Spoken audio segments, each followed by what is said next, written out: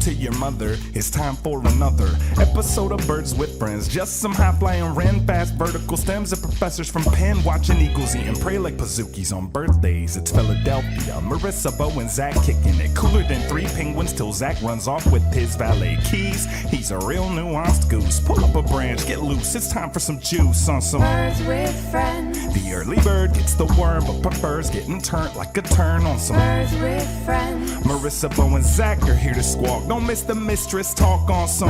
This is what it's all about. We do daily podcasts for like 2.5 weeks during training camp. We got all kinds of time for guests and nonsense. I will open up a 2-hour block.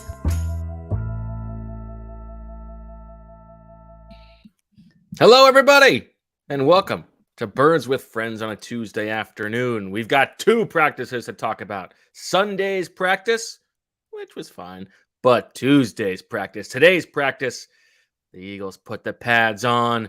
It's football season. It finally felt like football. Zach, your hair looks great. I'm interested to see how that could possibly be the case. How are you? Doing well. Excited for this pod. A lot to talk about football-wise, and also I saw in the chat it's a reminder that the MLB trade deadline comes up. Yes, I was going to say, Zach, this is an anniversary episode yes. for us. This is an important moment in Birds with Friends history. This is the 1-year anniversary of you not listening to what I was saying because of Logan O'Hop. Which actually turned out to be a huge trade. Brandon Marsh is a key piece for the Phillies. Logan O'Hop's a key piece for the Angels. And before we came on, Verlander was traded back to the back to the Astros. I saw Drew Gilbert's in that trade, so I'm still I'm waiting to get info, but a lot to discuss here with the Eagles. Yeah, I might make a trade for Verlander in my NL only league. His stats will still count, but obviously the team that has him can't keep him, so we could use that little boost. I don't know if I could fit him into the salary cap. We can get into that later if you want, but yeah, big moment, big anniversary in Birds with Friends lore, I would say. I don't know about a big one, but a lot to talk about from the football team today. I hope that there's a Phillies trade so that I can just see if you're paying attention. You were a big deal at practice. What do you mean? I was a big deal at practice. Shield was at practice today, and literally the one thing he told us is that, boy, was Zach a big deal today at practice. No. Everywhere he went, people are like, "Where's Zach? I want to see Zach." All the people are coming up to say hi to Zach. Don't deflect this on me. In your case, it's more the among the dignitaries, right? It's you and Shield, you and Peter King. What are you talking about? First of all, 2 things. How dare you call the people coming up to you not dignitaries? Second of all, you had much more FaceTime with Peter King than I did. You went out of your way to go have a nice conversation with him on your way out of practice. You are projecting of the highest order here right now. All right, let's talk football. All right, well then let's send it over to the Stone Cold Newsman, Zach Berman, on the scene, freshly coiffed.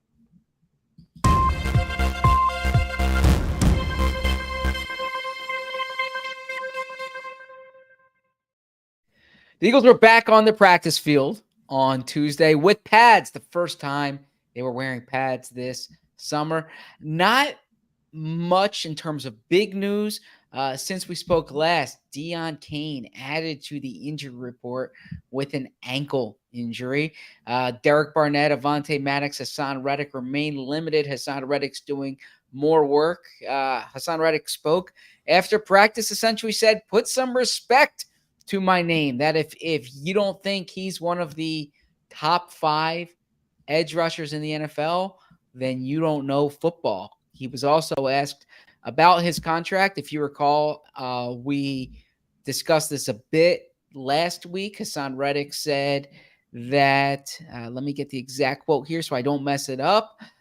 He was asked if he's underpaid, considering his salary is not among the top 10 at his position. And he said, you all see it. You all see what's going on.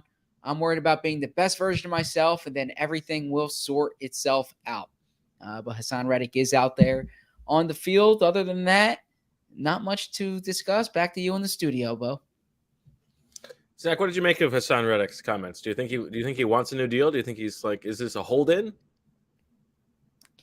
I don't think it's a hold-in. I think, look, we discussed on the last pod last week rather, that it's pretty rare to redo a deal after 1 year. So There's not much precedent there.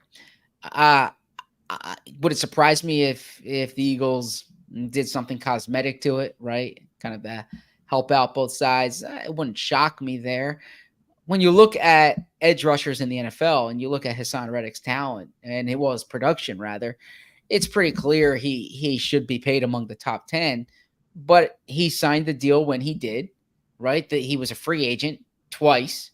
He signed what the market offered or what he wanted on the open market, and he'll be a free agent again in 2 years. I'm curious to see he is a premium player for the Eagles. I think our intra-squad draft showed that he's one of the elite players on the team. He's one of the elite players in the league, and he thinks as much. He said he doesn't need to prove anything to anybody anymore. He said when you speak about Hasan Reddick, you speak about him being one of the best. So I don't think this is a hold in. I think he'll recover, but I am curious to see if the Eagles do anything to his deal. How often do you speak in the third person? Never speaking in the third person. You want to try it out? You want to do an episode where we both speak in the third person? You know what? Sometimes actually I'll say to the kids, like, your dad, like you don't say hello to your dad, right? Or something like that, That's a little different, yeah. Yeah. So that's probably the extent. When you're a Zach Berman, when you're a sports writer of the year, you expect your children to say hi to you, give you some gosh darn respect as you walk in the door. All right. I appreciate that. My kids are amazing. Yeah. No one's disparaging your children except for you. Okay. So Zach, we didn't pod on Sunday. So we have 2 practices to talk about, but I don't know that much happened Sunday. I think to frame this conversation moving forward, you had a little idea. Let's lean into some Zach show running. Well, okay. I thought we were going to discuss today's practice. We're going to do a little practice report first, and then yes, yeah. Okay. Let's hit the prep, and then we can discuss. Well, this was great. We finally got the pads on. I would say the 2 highlights. The number 1 highlight is we finally got some O-line, D-line, one-on-one. Oh yeah, that's Bo music right there. Football guy stuff. The music of the summer, the pads popping, fantastic. And I would have to say, knowing that this drill is very much weighted towards the defense, it's very much in the defense's favor. The offensive line crushed the defensive line in this drill, and you're waiting to see how Jalen Carter do and how Jordan Davis does and Nolan Smith. Now, Nolan Smith had a good rep, but his only rep came against Jim Okafor, so you take that with a grain of salt. The offensive line did a great job. Tyler Steen held up Jalen Carter. That was a win. Like I would say of the first 10 reps, now they go down the line. So it's first team right tackle, first team right guard, first team center, all down the line, then second team right. Of the first 10 reps, so the first 2 teams, I had it as 1 win for the defense. So a good start for Jeff Stoutland's group. And I got to say, it's 2 reps. I'm not going to make anything of it, but just to say it for the record, Jalen Carter just okay in the one-on-ones today. That's all. Which non-starting offensive lineman jumped out to you, number 1? And then I asked this question partly in jest, but partly honestly, do Jeff Stoutland and Roy Eastman, do they wait to start until you're there? Do they look over and say, Bo, we want to make sure you're watching because you are the O-line, D-line guy? Well, that's only partly in jest. I think you actually think that they would do that. No. Of the non-starting linemen, Tyler Steen, I thought, looked the best because he had the toughest assignments and he did very well. And I do think that we may be getting ahead of ourselves a little bit on Cam Jurgens as the right guard because I still think he's going to be the right guard. You're playing both sides here. No, but we're getting messages like how he said that Cam Jurgens was going to be the right guard in the spring. Okay, first of all, that was before the draft. Second of all, they drafted Tyler Steen, who played left tackle in college, right? And he is taking every single one of his reps at right guard. Okay, so it is not like this is not a competition, not a thing. Tyler Steen is only practicing at right guard. Now, part of that is because if Jason Kelce goes down, presumably Cam Jurgens goes to center, and then you need Tyler Steen to play right guard. But they also have Jack Driscoll, who can play right guard. It's not like they have no other options there. They could be testing Tyler Steen at left tackle or at left guard. So I think the fact, like just because Cam Jurgens is taking every rep doesn't mean that it's necessarily over, that it's not a competition. Like, I think Tyler Steen is very much involved here. I think it will eventually go to Jurgens just because of the draft pedigree and it's his second year and some of those things, but I don't think that it's over. That's I all. agree. Yeah, I think Jurgens is the front runner, right? I mean, this is not a competition in the way it was Yeah, I think left so. tackle 2 years ago, but this is still there's a lot of football left to be played, and today's really like the first day when they really get a strong look at the offensive line. Not to dismiss those first 3 practices, but yeah, you're judging technique. Tyler Steen had a few false starts those first few days, so he has to get his timing down. But there are a few weeks here to go. Joint practices with Cleveland and Indianapolis. Steen's going to play in the preseason, right? So there's going to be a lot for them to figure out with Steen. I don't think this is determined yet either. No, I also thought Jurgens did a good job in that drill against Fletcher Cox. So credit to him. And then he later did a good job against Jalen Carter. So, I think Jurgens is probably going to be the guy. He spoke after practice. He said he didn't want to say exactly how much weight he's put on, but he's put on a little bit of weight. He's about 300. So, I asked him the classic sports writer, how do you go about putting on weight? What's your method? And he said, just eat whatever looks good, whatever tastes good. He said he had 2 ribeyes last night from Charles in the cafeteria. He said, makes a mean ribeye. Jealous. I love a ribeye. Yeah. What's your favorite steak? You could have one steak for your last meal. What would it be? Oh, I like a strip, right? Like a New York strip. Yeah, I bet you do. I mean, I really enjoy steak, so it's a steak of all cuts. I'd say I'm indiscriminate. What was I going to say? I think our profession is one of the only ones where it's socially acceptable to ask someone like, how much weight did you put on? How many, what do you weigh now? Yeah. Could you imagine any line of work where they're like, oh, you added weight? Yeah. Welcome to being a woman in society, Zach. Do people ask women how much weight did you add? I feel like there are lots of side comments. Yeah, probably. I don't know what circles you're hanging out in that they ask women how much weight they added. Have you ever heard a woman asked how much weight did you put on? Have you ever been a woman, Zach? No, I have not. I think you're gonna lose this one. I don't think it's. You don't think that women go through life hearing every now and then side comments about like you've gained or lost weight? I don't think in a professional environment people ask women. They shouldn't be, but they absolutely do. Do they? Are you nuts? Okay. I guess I am. I didn't think that occurs, but I guess I am. Okay. Yeah, I mean that's not the way that you operate. I trust you to handle your business, but aren't you the one? You had this whole thing about whether a woman was pregnant or not, and when she was very clearly pregnant. Yeah, I never would ever ask a woman if she's pregnant, because that's like the closest one gets to that question when you mention something about being pregnant, and if for some reason they're not pregnant, I would never bring up pregnancy unless it's brought up to me first. Okay.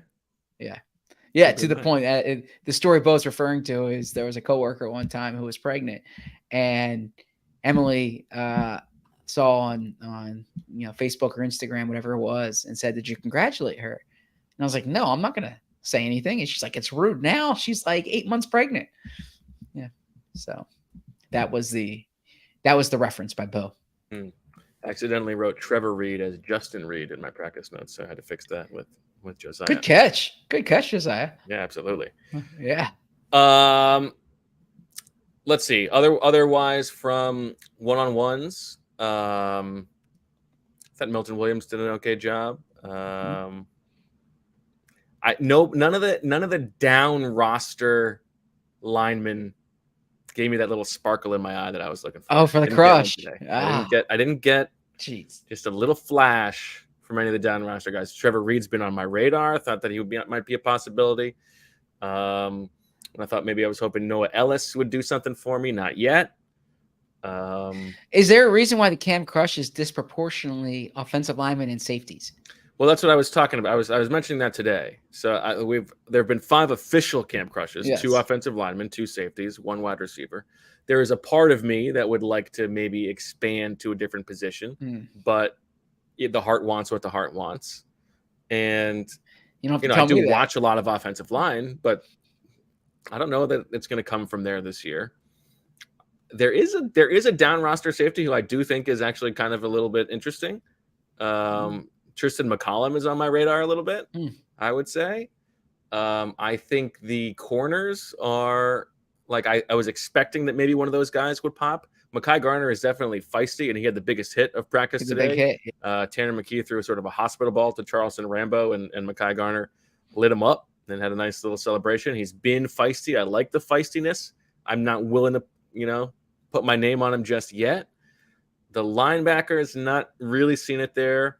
I do got to tell you, this is not a Camp Crush thing, but I got to say, if we're talking about, and maybe this is for your segment later, but things that have changed our opinion over the first week or so, today was his worst day of practice. And so I am less in on it than I was heading into the day. But I kind of like Tanner McKee. Yeah, you mentioned that on the previous pod. That's interesting. I think I just mentioned it to you in person. Did I? Did I say on the pod? Yes. No, you're right. He said that's the thing this time of year. You conflate conversations with. I am curious because you did take in practice with Shield, which is not a surprise. The two of you reunited, and it felt so good. I was where I was. He came over to me. No, it's like it's like when you go to your high school reunion and you see your old high school flame, right? You just you're continuing that conversation, right? So I think it's a little different. I mean, I don't know. You guys were. There's a little bit less sexual tension, not okay. No sexual tension, but a little bit less. And I would say you're not. It doesn't feel like you're stepping out on somebody. It's just a person. No, I mean, you were in the throuple. I was to this. Actually, if someone said to me, "What do you think Bo and Sheila are talking about over there?"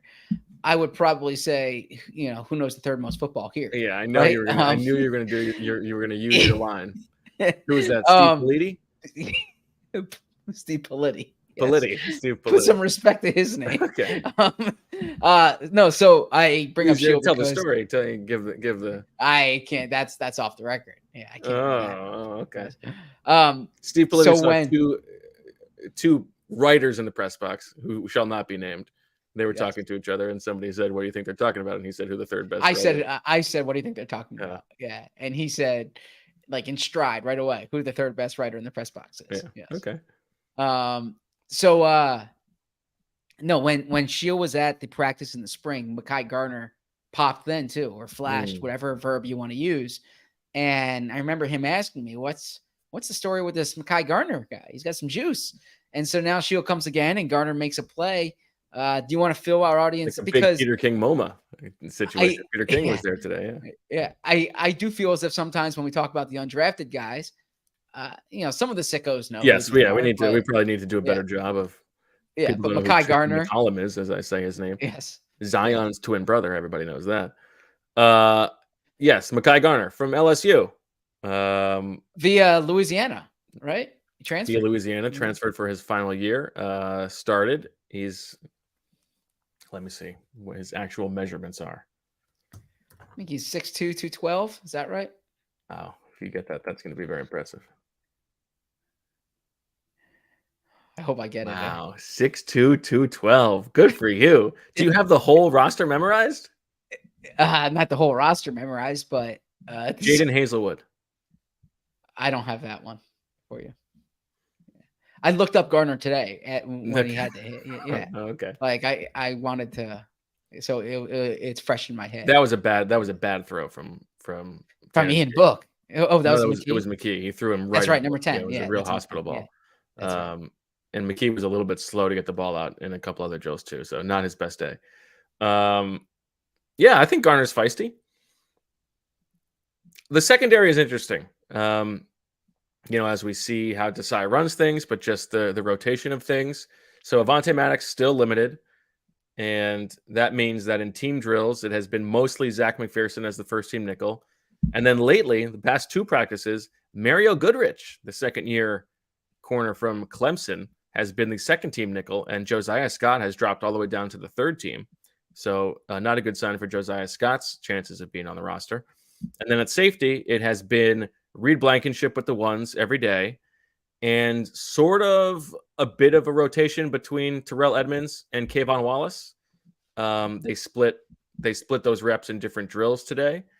And Sidney Brown has still mostly been with the 3s, but every now and then he gets bumped up to the 2s to play next to. And today he got to play next to Edmonds, which is interesting because, it's like these are the 2s, but this is a potential starting tandem. I do think that we talked about it in the last podcast. My turkeys are still very much on Blankenship being a starter, but it's interesting. And Kayvon Wallace had an interception today on a really bad Marcus Mariota throw. Do you think that Kayvon Wallace is like in the mix here to potentially start, Zach, or do you think this is just rotating through? Oh, I'm going to save that for the next segment because that's one of my prompts. So that's a good tease. Yep. Okay.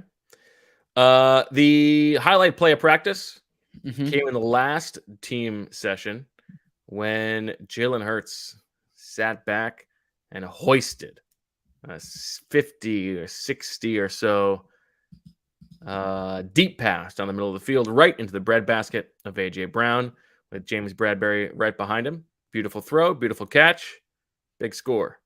Were your eyes on that, or did you choose not to watch that one because your boy had gotten beat? Of course I watched that one. So this is kind of a big picture takeaway to this, and I wrote this in the practice report from Sunday, and I feel even stronger about it now. Right, we're at a point where we kind of take for granted Jalen Hurts' performances in practice. If you think to last year, the way Jalen's played the past 2 sessions in particular would be like the biggest story, especially if this happened 2 years ago. Obviously, Jalen had the year he had last year. He's a franchise quarterback, treated as such, compensated as such, however you want to frame it. And it's like this is almost the standard now. This is what's expected, but it shouldn't be taken for granted that he's looked really good throughout the summer. I feel like, and AJ Brown too. Last year, I mean, we had so many of these pods where it's like, man, this guy is awesome. This guy is awesome, and he does AJ Brown things every single day. And it's not the headline every single day because it's the 2 of them together. And Devontae makes plays every day. You see things from Dallas Goedert each day where you're just like, he's just so solid. But to your question, I saw AJ Brown do what he's done this entire summer. Like I was watching one-on-ones when you were watching O-line, D-line one-on-ones, and these passes to AJ, he just catches everything. He catches everything, even if he's covered. He's so strong. He's got strong hands, and yeah, both of them. But the thing with AJ too, and I keep bringing up Shield. Credit to Shield for this though, because we have talked about it on this pod, but he had all the numbers. He did a pod with Ryan Rosillo when he was talking about the top 5 players at each position. And this is the second time you've plugged that specific podcast. I think 2 is probably enough. Yeah, probably. And he had AJ a little higher than Ryan did. And he was talking about how. Where did Shield have him? I think he had him 3, maybe. Okay. I don't want to misquote. And he was talking about how, like, as a deep threat, AJ's numbers are crazy. And people don't necessarily think that. But we saw it last year. I think about the thing that comes to my head first is that Chicago game. But even, the Tennessee game, the Pittsburgh game, right? I see all these big plays in my head. The Super Bowl, yeah. He's not known as like this 4-2, 4-3 guy. Like you think of the big speedsters. But he is such a threat downfield. And we saw that again today in the play that you mentioned. Yeah, this is like, these guys all 3 of these guys are so good. And so, of course, they're good at this. And all receivers who are good at this to some degree. But I think it does stand out the way that A.J. Brown and Devontae Smith and Dallas Goedert are all really good in their own ways of manipulating and taking advantage of space. What are you smiling at?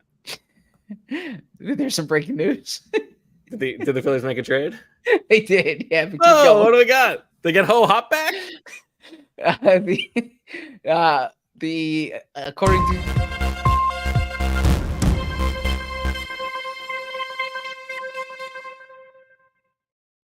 According to John Morosi from the MLB Network, and I apologize if this is reported elsewhere too. This is just what someone texted me.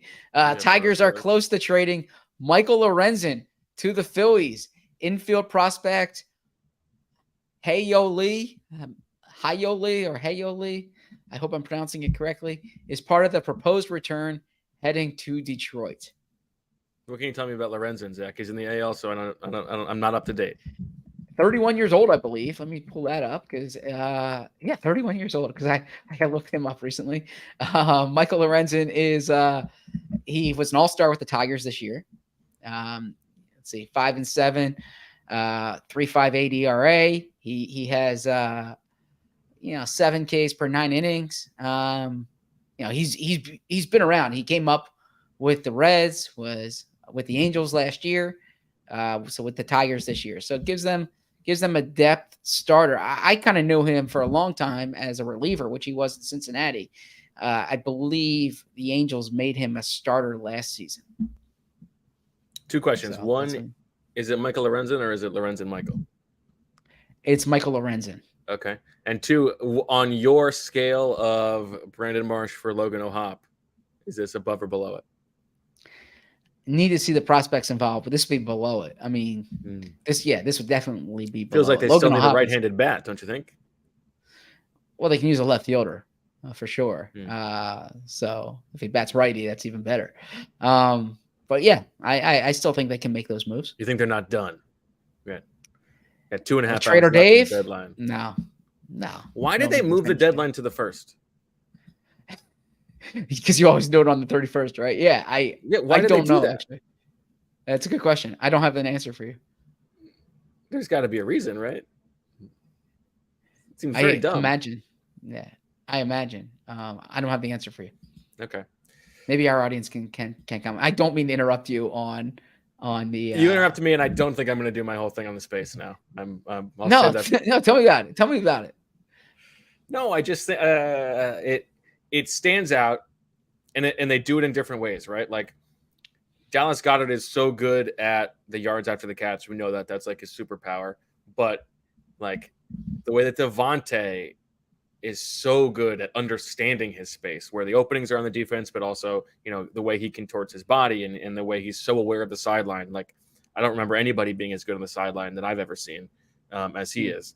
And then with AJ, it's a lot of it is like the personal space, like the way that he is able to just get inside of a receiver or just over top a cornerback, not a receiver, like just get inside on those slants or on those deep balls, like just get himself in just the right position on top of the corner. I don't know that it's this is some elucidating thing here, but it like all these guys are so good in their like specific ways, and that's why like Quez Watkins is not great, right? And they need him to do better, and they need more from him. But the idea of having that like 4th most important eligible receiver, a guy who can just stretch the space of the defense, I think makes a lot of sense. I don't know. Yeah, but it is something. No, you're absolutely right. Although I think, and this goes back to what I was saying before, I think sometimes we make too big a deal of like the Quez Watkins performances in camp, so to speak. And I frame it this way because when when you're there every day, you have a better pulse on the team than someone who just does a drive-by, if you will, right? But if you just did a drive-by and you just watch them, you leave practice being like, oh man, AJ Brown is so good, right? Devontae Smith is so good.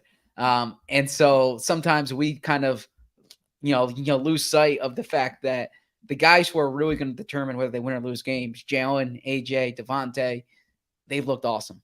this summer. I think that's and true. I think that's a good sign for the Eagles. And to your earlier point, just to circle back, I mean, Jalen has looked very good. Yeah. I think there have been some times where it seems like, maybe the ball could have been out sooner. He has done a lot of rolling out and throwing the ball, and without seeing the full picture that he's seeing, it's hard to know whether that's true or not. I think that would be the one complaint, but he hasn't. He hasn't turned the ball over at all, once, right? That's true. He has not. Yeah, he has not thrown an interception. Remember, he threw an interception to Marcus Epps on the first day of practice last summer. Hasn't thrown one yet so far. Oh, that's Marcus Epps, of course. So yeah, of course. He had the gym. So yeah, I think you're right. I think on offense that is definitely the case. I'm not so sure that we've seen that on defense. That the very best players have been outstanding. That's true. Other than you're gonna laugh when I say this, I think Josh Sweat's been really good this summer. Okay, I don't disagree with that. I think he's been good. Yeah, I'm more just like the gassing up of Jalen Carter and Jordan Davis that I've seen elsewhere. I'm not ready to go there just yet. No, I think there's confirmation bias to that too. Yeah. Right. Like we talked about this the other day. You watch Jordan Davis. Pads, like. Yeah, exactly. But just as Josh Sweat's had plays to blown dead this year or this summer when they would have been sacks. But there was an example today, Marcus Mariota rolling to the left side and Sweat chasing him down. And you just see like the way Sweat moves for someone at that size. There are few players in the league like that. So I'd be bullish on Josh Sweat. Yeah, we know that.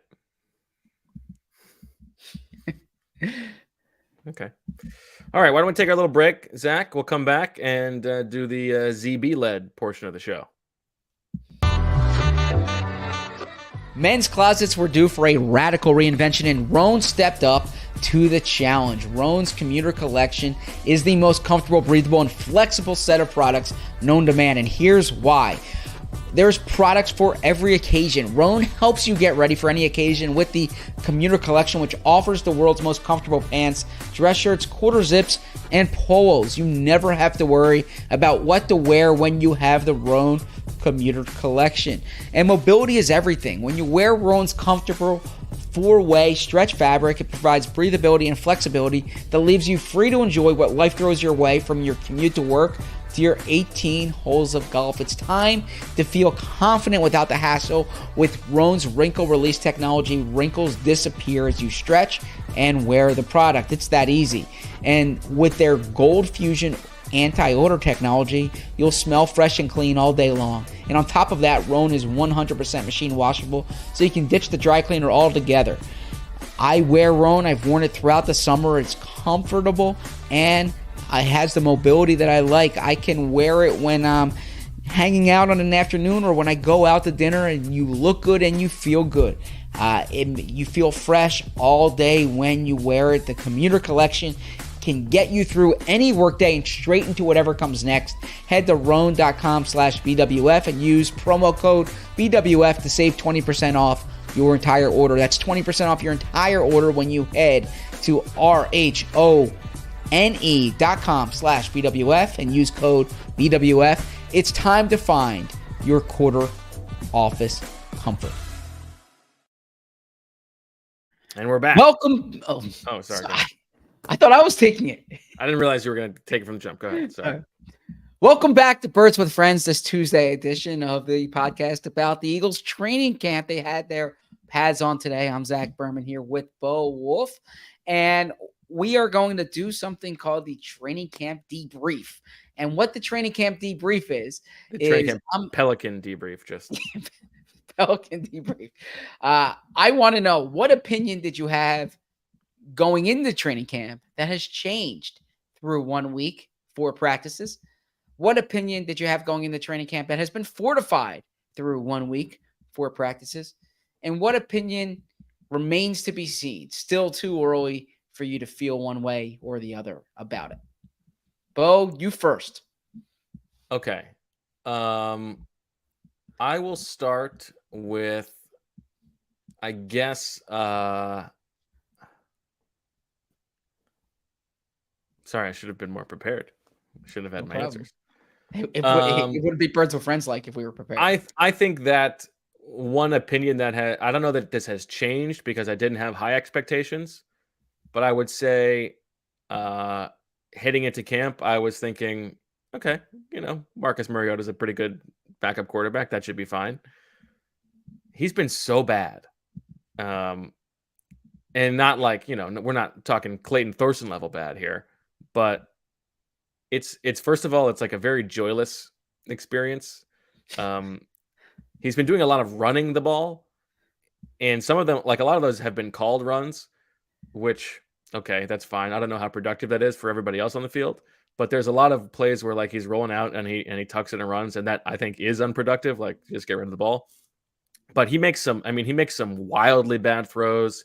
He makes some really bad decisions. The 2 interceptions he's thrown, one today to Kayvon Wallace, one to Christian Ellis, I think on the first day of practice, were just like he didn't see the field at all. I think he could certainly do worse as a backup quarterback. I gotta look up what his contract numbers are exactly, but I don't think that the Eagles hit a home run with Marcus Mariota. I don't think he's going to be pulling a Nick Foles at any point. I get that there is some, and we've talked about this before, and it's part of the reason, I killed the Flacco signing. I think there is some benefit to having a guy who can run a similar type of offense with Jalen Hurts. It's nice that he could probably do that. I would hope that we don't have to see him play this season. So I'm not pushing back on that because Marcus Mariota has not looked good. And for those who watched, I think it was episode 5 of Quarterback. I want you to tell me a little bit about what you learned about Mariota from that show. Well, I learned that he can build a crib better than me. Did he build it or did he put it together? He didn't he didn't carve the wood by himself. Oh no, he didn't carve the wood. No, but he was screwing them in. Yeah, he was putting it together. I found him to be a likable guy. I didn't find him to be particularly dynamic, right? When Mark Sanchez, for instance, is a quarterback that comes to mind where Mark Sanchez just had a dynamic personality when he was with the other players, right?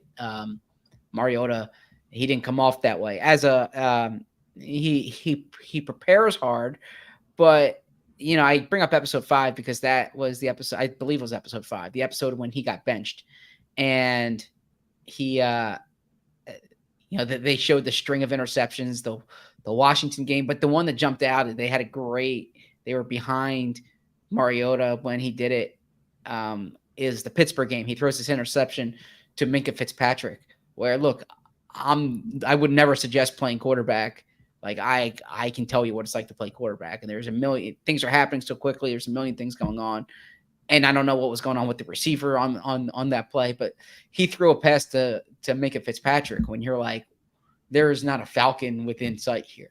I believe that was episode 5, but he hasn't been good, and I expected him to be better because I really gave that signing a high marks. I think this is someone who's led a team to the playoffs, has been a starter, has been a backup. Like you said, he can move. He has experience with staff. But the thing you brought up, Nick Foles, the summer of 2017, Nick Foles was either injured or bad. Nick Foles was not good. It's been a week. It's been 4 practices. It's a new system. The entirety of his NFL experience certainly matters more than what we've seen so far. It's been underwhelming. Yeah, I recall writing stories in 2017 because should you be concerned about Foles? And then Foles goes on and he becomes a Super Bowl MVP and he's a Philadelphia legend. He has a statue outside the building. So yeah, time will tell. It's camp, but it hasn't been encouraging thus far. I think that's right. Okay. What's your opinion that has changed over the first week of camp? So I thought Sidney Brown was really going to be right there as a top guy with safeties. But the part of it that's changed is, man, they like Kayvon Wallace more than I expected.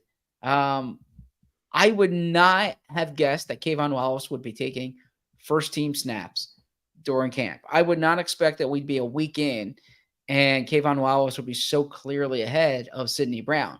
I expected Blankenship and Edmonds to be the top two going into camp, and I thought Brown would get mixed in. I thought Brown would very clearly be the third guy there in quick order. It's been Wallace, the third guy. Justin Evans has been ahead of Sidney Brown. That surprised me, frankly. I really thought they were going to, if you said to me who was the best chance of starting among the rookies, now Jalen Carter is, I guess I'd probably say Jalen Carter. I mean, if we right? did the exact But, exercise we did last episode, where it was which of the safeties do you think is most likely to start? Yeah, You said exactly. It was Sidney Brown. Yeah. Yeah, exactly. So, that has surprised. So I guess two parts here. It surprised me that Sidney hasn't been pushed up the depth chart so quickly, and surprised me. I almost looked at Kayvon as an afterthought at this point, and it seems at least through a week that they like him here. All right, I will play devil's advocate now. Okay. I think you have to take into account like the roster pecking order. Okay. Mm-hmm. And there are, rookies start at the bottom. They start on the third team. And from the top down, guys who have been here are always going to get shots.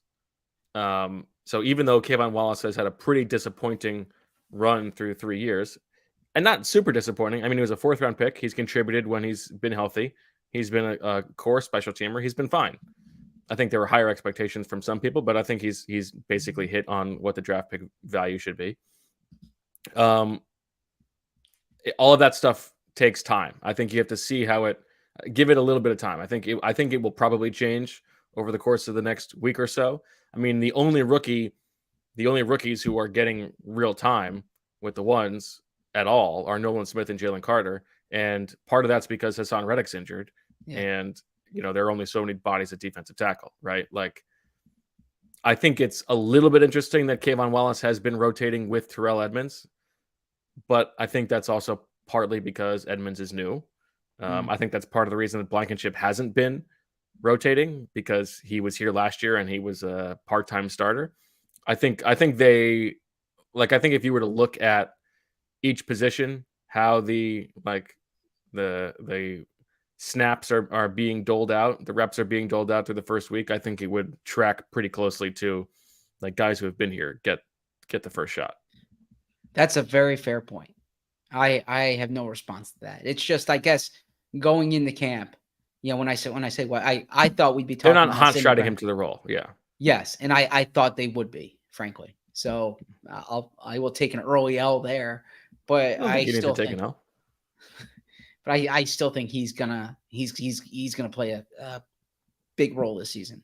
Okay. I haven't pushed off that yet. What is a position that what is an opinion that has an opinion that's been fortified? Yes. I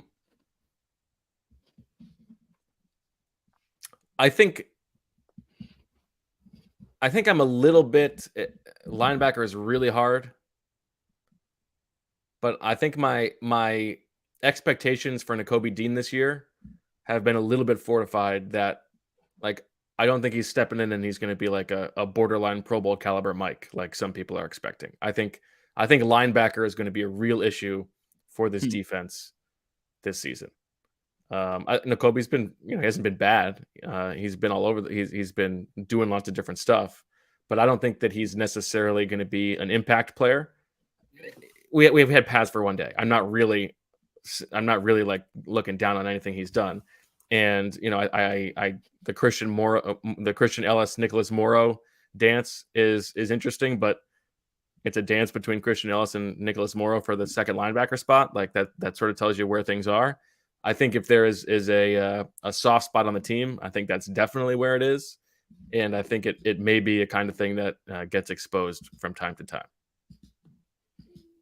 That's fair. And I haven't seen so much from Dean yet to say the confidence that I had in him has been validated. Frankly, the way I talk about Dean is based on watching him at Georgia. I mean, it's not based on anything I've seen with the Eagles yet.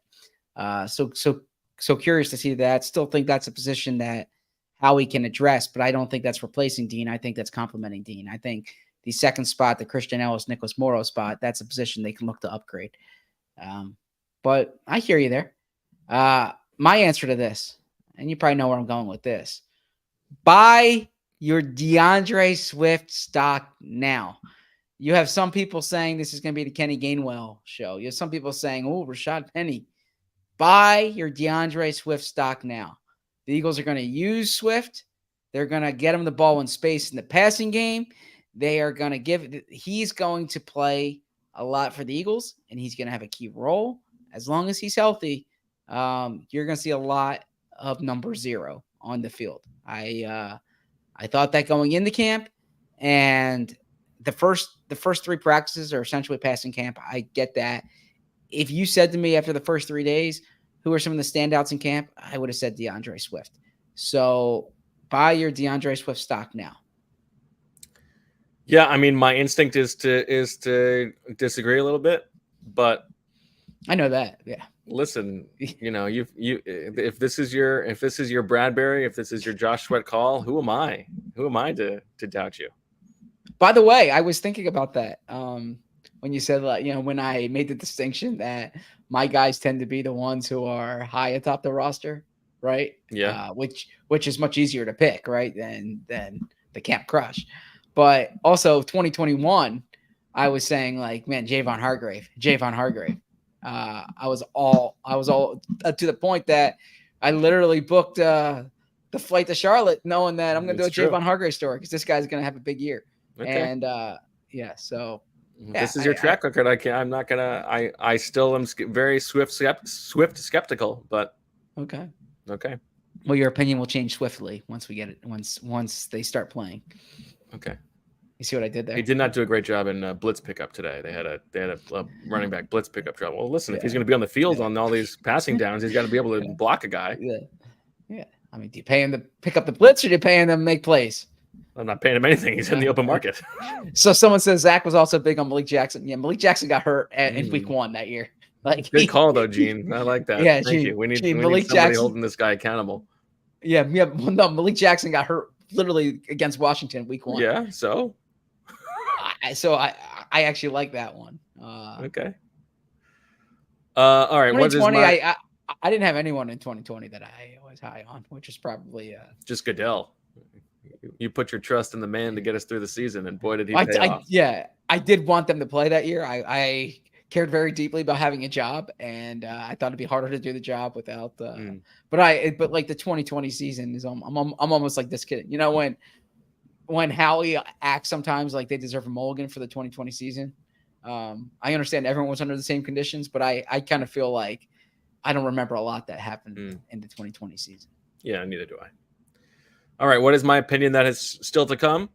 Mm-hmm. This is sort of chalk, and we've already talked about it, but I think this one's sort of easy for me. It's Jalen Carter and Jordan Davis, and Nolan Smith to a separate degree. I think Nolan Smith has had the best start of those 3 guys, but we've already talked about it's set up for that to be the case given the structure of camp so far.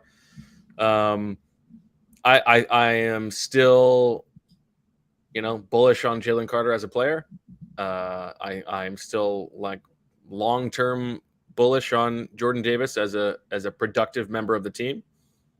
But I'm not ready to say that they're blowing the doors off people in camp thus far. I want to see how they do in real practices as they go on. I want to see how they do in the joint practices. Let's see if they do anything in the preseason. Let's wait and see a little bit. That's all. And we've also talked about it's a position where it often takes time. Yeah, that's fair. I don't have a strong opinion on either of them. I do think Jordan Davis is going to play a bigger role than he did last year. That's not saying much, right? He didn't play a big role last year. But no, I still feel as if Jalen Carter is going to be the best D tackle at the end of the season. But that's just based on an opinion I had before camp. That hasn't changed one way or the other. My answer to this question is more big picture, but I don't think the Eagles scheme is going to look that much different this year than I'm sorry, I think that's a defensive good scheme. answer. Yeah, defensive scheme. And if you said to me, like, what have you learned about Sean Desai's defense? I haven't learned much Nothing. yet. Right. Yeah, like that's the thing. I haven't. I mean, so So far, I think we saw our first 3 safety look three today. safety. Yeah. Yeah. Justin Evans was in there, right? Mm. Yeah. Is it Justin Evans or is it Evan Justins? It's Justin. Have you met a Justins? Have you met anyone with the last name Justins? I mean, I don't know. I don't know everyone's last name I've ever met, so it's possible. Okay. Yeah. So I don't think that the size scheme is going to look so radically different than Gannon. I just think it's maybe marketed differently than Gannon, if you will, right? Which the marketing power is going to be very strong. But no Google yeah, results for Evan Justins, unfortunately. There you go. But I haven't seen anything yet. I've gotten a few texts. What can you tell me about the size defense? I can't tell you much about the size defense right now. It looks like the defense I've watched in the past, just with different personnel at linebacker and safety. Brian Schottenheimer. Why do you think Brian Schottenheimer is texting me? Because he wants to know about the size defense. No, I haven't. No, it's Kafka? not Brian Schottenheimer. It's not Kafka. Big swig. Yeah. Is Scott Turner still the OC, or did he get fired? He got fired. He's in Vegas now. Just playing craps, or no, he's with the Raiders. He's with the Raiders. Yeah. So, in any event, I think Kyle Shanahan. I wish Kyle Shanahan was texting me. I would learn so much. Telling you about how awesome he is. He is a really good coach. I guess. Try to keep a quarterback healthy for once. Protect the main thing, one time. I don't dispute you there. Yeah, so that's our first rendition of Pelican Brief. The training camp debrief. Yeah, the Pelican debrief. Did you like that game? Yeah, that was good. Okay, your voice. Next time I gotta write down my answers ahead of time. That'll be okay. That was good. All right, Zach, it's like when someone lands a game on your desk before you, like right before the show, or in real time. Okay. Yeah. Last thing we got to get to because I teased it on Twitter. Everybody's very curious. We had our Brian Johnson press conference this morning, and it concludes, and practice is about to begin. And you announce to the assembled media corps that you are about to do something that you have never done before in 12 years on the beat, as you are frozen in a very funny position. Oh no! Am I still Did we frozen? lose him? I think I hear you now. Yeah, go ahead. Let me jump out and jump back in. Wow! What drama? What suspense? Yeah, this is very exciting, and I think the viewers here on YouTube will be especially impressed at the state of Zach's hair when you find out what he's got. That make me kill time, Zach. Come on, pop it.